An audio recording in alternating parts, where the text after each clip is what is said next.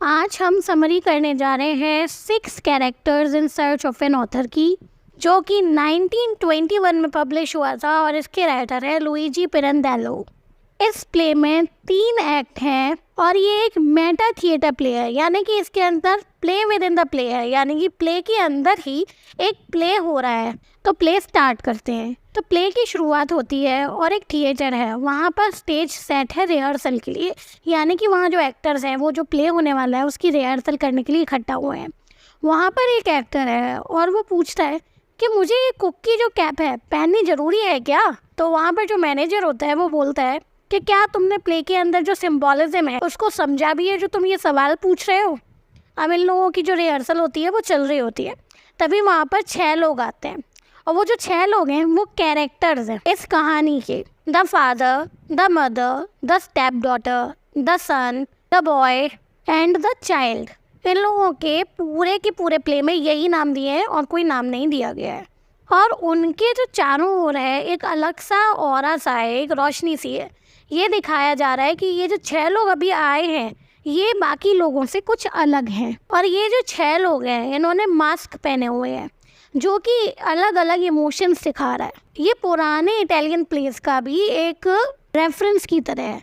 उसमें क्या होता था कि कैरेक्टर्स जो होते थे वो मास्क लगाए होते थे ताकि जो लोग होते हैं, जो कैरेक्टर्स होते हैं, उनके अंदर के जो मोटिव्स हैं वो ऑडियंस को समझने में मदद मिल सके। कि जैसे कोई ईविल आदमी है तो ईविल मास्क लगा के घूमेगा, हालांकि वो बातें कैरेक्टर्स आपस में नॉर्मल करेंगे पर ताकि ऑडियंस को समझ आ जाए। ये पुराने इटली में किया जाता था। वैसे इस प्ले में ये जो 6 लोग आए हैं उन्होंने मास्क लगा रखे हैं जिनमें अलग अलग वो इमोशन धारण किए हुए हैं। जो फादर है उसने रिमोर्स का मास्क लगाया हुआ है, यानी कि रिग्रेट का। स्टेप डॉटर ने रिवेंज का मास्क लगाया हुआ है। सन ने स्कॉर्न का मास्क लगाया हुआ है, यानी कि धिक्कार की भावना है उसके अंदर। मदर ने सौरो का मास्क लगाया हुआ है, यानी कि दुख का। जो बॉय और चाइल्ड का मास्क है वो एम्प्टी है। और वो एम्प्टी क्यों है मैं आपको आगे बताऊंगी। अब उनमें से जो फादर होता है वो मैनेजर से कहता है कि हम एक ऑथर की तलाश में हैं। हमारे ऑथर ने हम कैरेक्टर्स को लिखा, हमारे काम को लिखा, कहानी को लिखा, पर उसे आधा ही छोड़ दिया है और हम चाहते हैं कि उसे कोई पूरा करे, इसीलिए हम एक ऑथर को ढूंढ रहे हैं, तो आप इसमें हमारी मदद करें। मैनेजर बोलता है इस पागलपन के लिए मेरे पास टाइम नहीं है और यहाँ से आप लोग जाओ। तब फादर कहता है कि हम जो हैं वो कैरेक्टर्स ही हैं और ये कोई पागलपन नहीं है। जिंदगी में कई चीज़ें इम्पॉसिबल होता है, इम्पॉसिबल चीज़ों से भरी पड़ी है ये ज़िंदगी, पर कई चीज़ें पॉसिबल भी होता है, जैसे कि उनका कैरेक्टर होना। अर्थ काफ़ी सारे एलिमेंट्स से बना है और सबका जो जन्म है वो एक अलग रूप में हुआ है। कोई पत्थर की ज़िंदगी गुजार रहा है तो कोई पेड़ों की ज़िंदगी गुजार रहा है और वैसे ही कोई कैरेक्टर्स की ज़िंदगी गुजार रहा है और हम लोग वही हैं, ऐसा फादर कहता है और अपना पॉइंट प्रूव करता है। अब जो मैनेजर होता है उसको उनकी बातों में इंटरेस्ट आने लगता है और वो उनकी स्टोरी सुनने लगता है। तो जो फादर थे वो एक इंटेलेक्चुअल मैन थे और उन्होंने मदर से शादी की थी जो कि एक पीजेंट वुमेन थी, यानी कि एक गरीब महिला थी। सब कुछ ठीक चल रहा था तब तक जब तक मदर फादर के सेक्रेटरी से प्यार में न पड़ गई। और जो फादर थे वो भी मदर से बोर हो गए थे, तो उन्होंने मदर को इनकरेज किया कि ठीक है तुम सेक्रेटरी के साथ कहीं चली जाओ। तो मदर चली गई और पीछे अपने सन को छोड़ गई जो इनके सब बच्चों में सबसे बड़ा है। मदर के सेक्रेटरी के साथ 3 बच्चे हुए, step daughter, the boy, the child. समय बीत गया और जो फादर थे वो अपने परिवार को, अपने बच्चों को मिस करने लगे। वो इन बच्चों को स्टॉक करने लगे, इन पर नज़र रखने लगे। बट जो मदर थी कुछ समय बाद बच्चों को लेके कहीं और शिफ्ट हो गई और फादर ने उन्हें ढूंढने की कोशिश की पर वो ढूंढ ना सके। उसके बाद जो सेक्रेटरी था उसकी डेथ हो जाती है। उसके बाद मदर अपने बच्चों को लेकर कुछ साल बाद फिर से टाउन में आ जाती हैं और गरीब हो जाती हैं। अब मदर जो होती है वो मैडम पेस की दुकान में, जो कि वहाँ पर एक बुटीक है, वहाँ पर काम करने लगती हैं। और जो उनकी स्टेप डॉटर है, ये स्टेप डॉटर वहाँ पर प्रोस्टिट्यूट का काम करने लगती है। अब कहानी में कैरेक्टर्स का ड्रामा मूवमेंट तब चालू होता है जब फादर एक प्रोस्टिट्यूट बुक करते हैं, वो होती है उनकी स्टेप डॉटर। अब वो तो ये जानते नहीं हैं तो वो उसे सेड्यूस करने लगते हैं। ऐसा करते हुए मदर देख लेती है और उसकी चीख निकल जाती है कि क्या हो रहा है। फादर को जब पता चलता है वो काफ़ी एम्बेरस होते हैं और फिर वो इन सभी को अपने घर पर वापस ले लेते हैं। जो सन है वो इन लोगों के साथ अच्छे से व्यवहार नहीं करता। जो आगे चल के जो चाइल्ड और बॉय होते हैं उनकी डेथ हो जाती है। अब ये जो चाइल्ड और बॉय हैं, मैंने बताया था कि इन्होंने मास्क नहीं लगाया हुआ, और ये जब यहाँ मैनेजर के पास आए हैं तो वो मर चुके हैं, वो दोनों मर चुके हैं, तो उनकी इनर कोई भावनाएं नहीं है। जब उनकी कोई इनर भावनाएं नहीं है, इसीलिए मास्क पे कोई भी एक्सप्रेशन नहीं है। अब जो यहाँ पे स्टोरी चल रही थी वहीं देखते हैं। तो ये जो स्टेप डॉटर है, जब ये दोनों मर जाते हैं उसके बाद वो घर से भाग जाती है। जब मैनेजर इन 6 कैरेक्टर्स की ये कहानी सुनता है तो वो डिसाइड कर लेता है कि वो इनका ऑथर अब ज़रूर बनेगा। अब जो स्टेप डॉटर है वो बॉय से कहती है कि तुम्हारे पास जो रिवॉल्वर है उसे दिखाओ। अब जो बॉय है उसके पास एक रिवॉल्वर होती है, तो वो निकाल कर उसे दिखा देता है और वापस से पॉकेट में रख लेता है। तब स्टेप डॉटर कहती है कि अगर मैं तुम्हारी जगह होती तो इस रिवॉल्वर से फादर को मार देती या इस सन को मार देती, तुम्हारी तरह खुद को नहीं मार लेती मैं। इससे पता चलता है कि जो बॉय था उसकी डेथ एक सुसाइड थी। अब वो जो थिएटर है वहाँ पर एक स्टेज सेट हो जाती है। वहाँ पे इन लोगों की ये जो जीवन की गाथा है, कहानी है जो इन्होंने सुनाई है, इसका प्ले होने लगता है। और मैनेजर इसका ऑथर है तो वो आगे स्क्रिप्ट वगैरह लिखता है। अब वो जो स्क्रिप्ट होता है वो एक्टर्स को बांट देता है और ये देखकर कैरेक्टर्स आते हैं और फादर बोलते हैं कि क्यों, हम करेंगे ना खुद जाकर प्ले पर एक्ट, ये एक्टर्स क्यों करेंगे।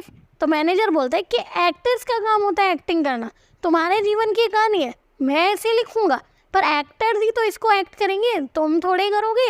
फादर कहते हैं नहीं नहीं, वो कभी भी हमारे जो रियल इमोशंस हैं उन्हें ठीक से एक्ट ही नहीं कर सकते, वो कभी उसे उस तरीके से नहीं दिखा पाएंगे जिस तरीके से वो होना चाहिए, जिस तरीके से हुआ था। और बाकी के जो कैरेक्टर्स होते हैं वो फादर से अग्री करते हैं।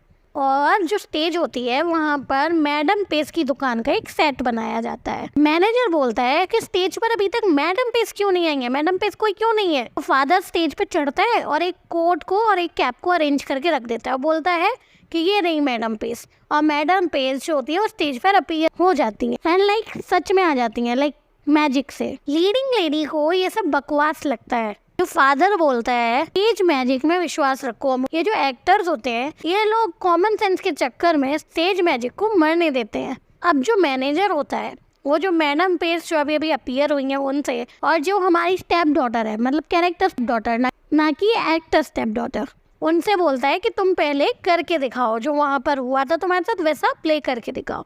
तो जो स्टेप डॉटर होती है वो स्टेज पर जाती है और मैडम पेस के साथ सीन करती है।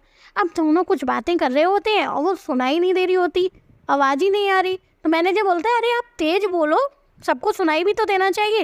बोलते नहीं नहीं, फिर हमारे जो बीच की बातें हैं फादर सुन लेंगे, ऐसा नहीं कर सकते। तो सारे जो एक्टर्स वगैरह होते हैं, कैरेक्टर्स होते हैं, सबको हंसी आ जाती है। अब जो कैरेक्टर है हमारी मदर, वो रियलाइज़ करती हैं कि ये हो रहा है सीन, तो अब फादर और स्टेप डॉटर का जो सीन था सेड्यूसिंग वाला वो भी होगा।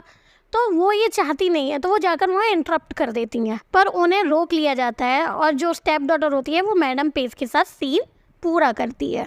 अब स्टेज पर फादर का और स्टेप डॉटर का सीन होता है, तो वो लोग रिहर्सल करने लगते हैं अप वाले सीन का। फादर स्टेप डॉटर को एक हैट देता है, तब स्टेप डॉटर कहती है कि वो अभी इसे नहीं लगाएगी, वो मोर्न कर रही है, दुख में है। अब जो मैनेजर होता है वो एक्टर्स को बोलता है ठीक है आपने रिहर्सल इनकी देख ली, अब आप फादर का और स्टेप डॉटर का सीन करो जाकर। और जो एक्टर्स होते हैं वो परफॉर्म करने लगते हैं। फादर को और स्टेप डॉटर को ये सीन अच्छा नहीं लगता, क्या है उन्हें हंसी आने लगती है।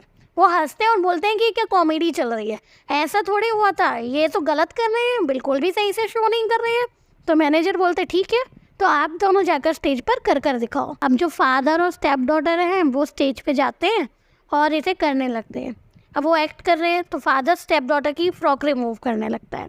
तो इस बात पर मैनेजर उन्हें रोकता है। उन्हें और लीडिंग लेडी को लगता है कि ये बहुत ही अनएप्रोप्रिएट सा लग रहा है, इस सीन को ना दोबारा लिखना पड़ेगा। तो मैनेजर कहता है कि जब स्टेप डॉटर कहेगी कि मैं मोर्न कर रही हूँ, तो जो फादर है उसको और उसकी भावनाओं को समझना चाहिए। डॉटर ये सुनकर जो स्टेप डॉटर है वो चीखने लगती है और बोलती है कि ऐसा कुछ भी नहीं हुआ था, ऐसा नहीं करना चाहिए, ये तो गलत है हमारी कहानी के साथ, ऐसा थोड़ी हुआ था, हमें इसे एक सेंटिमेंटल सीन नहीं बनाना, ऐसा ओरिजिनल में कुछ नहीं हुआ था, ऐसा नहीं चाहिए। बहुत सारी बहस होती है और फिर मैनेजर कहता है ठीक है जैसा था वैसा रहने देते हैं, और डिसाइड करता है कि जैसे ही फादर ये जो फ्रॉक है उसे निकालने लगेंगे, इसी सीन के दौरान पर्दे को गिरा देंगे और एक्ट 1 को ख़त्म कर दिया जाएगा। अब आगे स्टेज पर जो ग्राउंड दिया गया है जहाँ पर ये प्ले हो रहा है वो किसी घर के पीछे का गार्डन जैसा लग रहा है। स्टेप डॉटर कहती है कि ये जो हमारा सीन होने वाला है, हम पूरा सीन गार्डन में कैसे करेंगे? सन हमेशा रूम में रहता है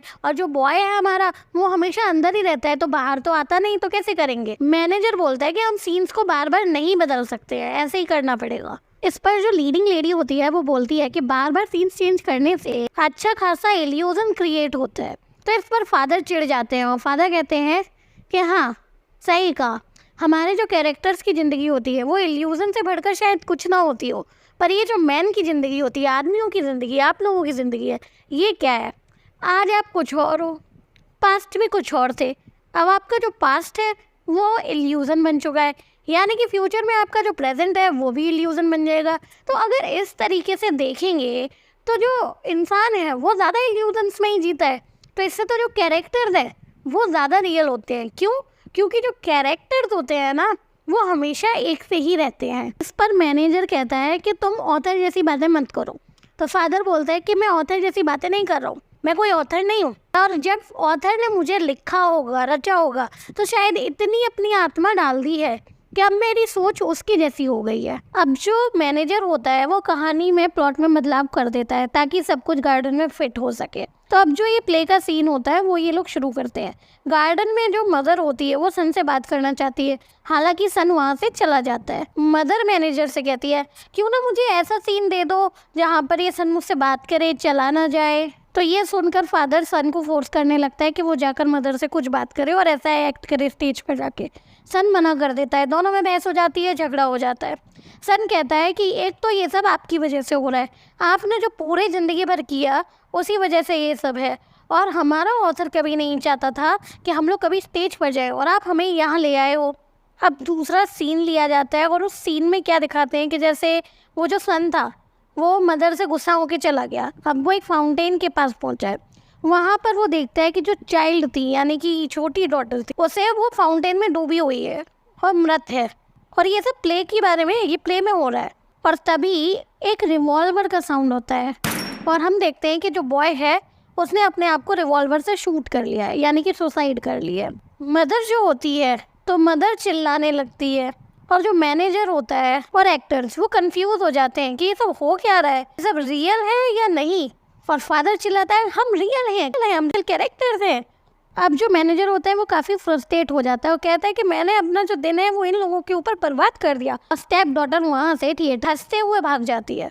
तो ये जो प्ले है वो यहीं ख़त्म हो जाता है, दोनों प्ले। ये जो प्ले है हमें इनवाइट करता है क्वेश्चंस करने के लिए, क्या हो कि हम सब जो जी रहे हैं वो भी दरअसल एक प्ले ही चल रहा हो, ना कि कोई रियलिटी हो। हमें आश्चर्य में डालता है कि हम हैं क्या, हम कोई एक्टर्स हैं या सच में कोई कैरेक्टर्स हैं।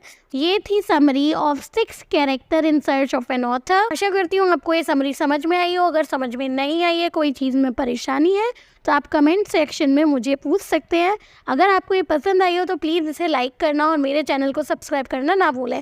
Thank you.